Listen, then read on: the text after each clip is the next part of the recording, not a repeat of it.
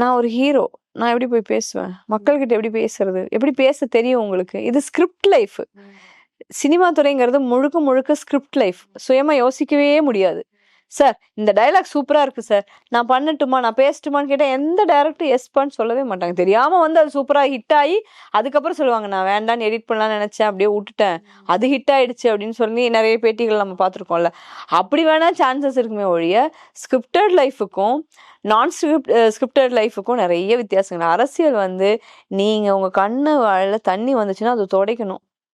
எனக்குள்ள ஒரு ஈகோ இருக்கு. அதை எப்படி துடைக்க விடும்? நடிகனா நான் வந்து வேஷம் போட்டுட்டு இருந்தேன்.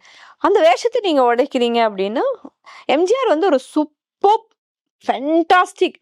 எப்படி வந்து உலகமே அவர் ஒரு நல்ல நடிகனா ஏத்துக்குதோ அதே மாதிரி நல்ல அரசியல்வாதி, மிகச்சிறந்த. அவரையே இங்க ஒன்றும் இல்லாம ஆக்கிட்டாங்கல்ல. எம்ஜிஆர் காலத்துல எங்க அப்பா சொல்லியிருக்காரு, எவ்வளவு தூரம் உண்மையான்னு தெரியாது, நான் இல்லை. அவர் வாழ்ந்த அந்த 5 வருஷங்கள்ல பெருசா ஊழல் கிடையாது, பெருசா வந்து எந்த விதமான விலை உயர்வும் கிடையாதுன்னு எனக்கு தெரியாது.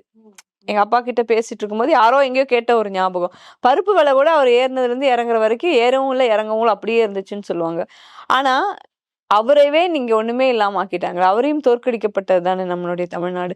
அதனால விஜய் வரதுல எனக்கு எந்த மாற்று கருத்தும் கிடையாது. சந்தோஷமா அவர் கை தட்டி வரவேற்கிறேன். அதே சமயத்துல மக்களோடு இணைந்து மக்களுக்காக அவர் செய்யறாரு, உண்மையா செய்யறாரு. நானே அவருக்கு பின்னாடி நிற்பேன். சார் நாங்க இருக்கோம் சார் அப்படின்னு சொல்லிட்டு. அது நடக்குமா அப்படிங்கிறது கேள்விக்குறி.